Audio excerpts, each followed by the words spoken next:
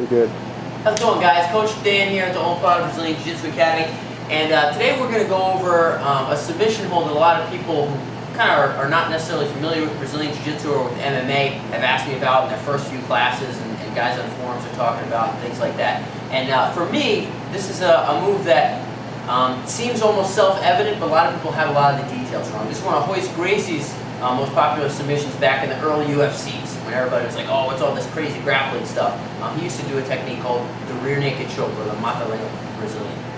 So when I'm here with Josh, I'm going to kind of go over the move itself. As you guys saw, it was from a kind of a top turtle type of situation. So yeah, we're here, and a lot of Royce's fights get underneath the neck, right? You usually have his hook set in, bang, get underneath the neck, wrap around the guy's head, squeeze, get a submission.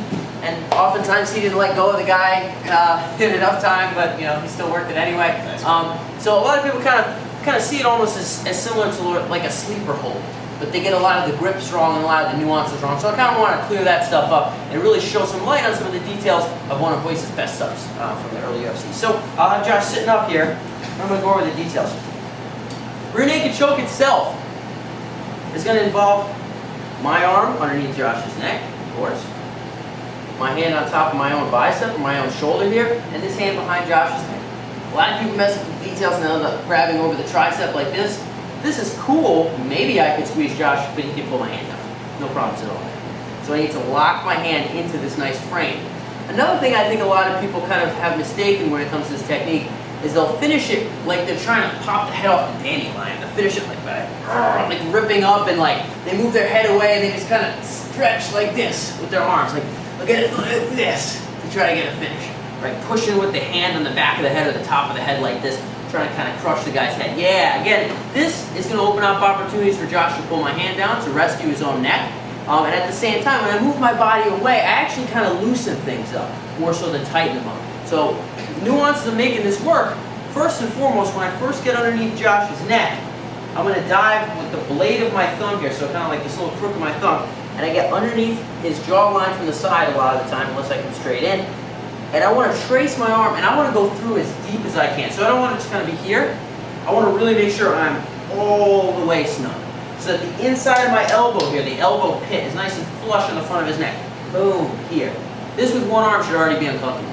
I should already be able to make Josh, yeah, there we go. So I should already be able to get a little bit of an effect with only one arm. But if I punch nice and deep with the first arm, I'm going to grab behind Josh's scapula here on his shoulder. My other hand is going to punch through on the side.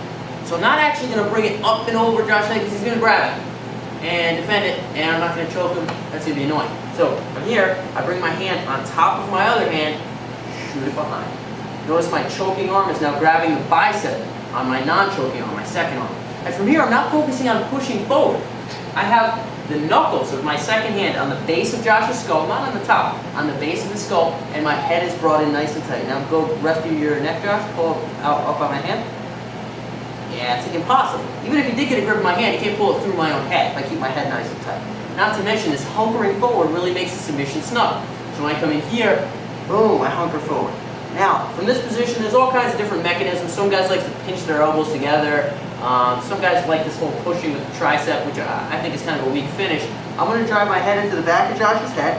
I'm going to roll my left shoulder into Josh's neck, making everything as snug from the back as it is from the front. Again, a lot of people finish like this.